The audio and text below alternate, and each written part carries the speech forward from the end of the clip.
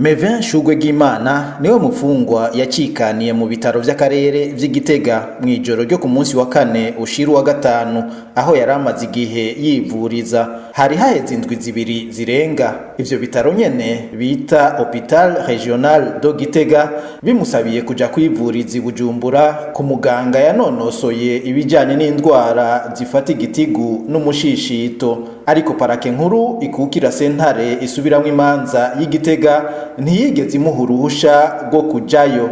Urongoye iyo parake umushikiriza amanza mukuru Nishemezwe Felicite yaranse no kumurekura ngo yidegemvye. Inyuma yaho sentare nkuru y'Igitega imwejeje co kimwe n'abandi 8 bari mu bagirijwe guhuza ibitsina babisangiye hamwe no guhamagarira abantu mu bushurashuzi.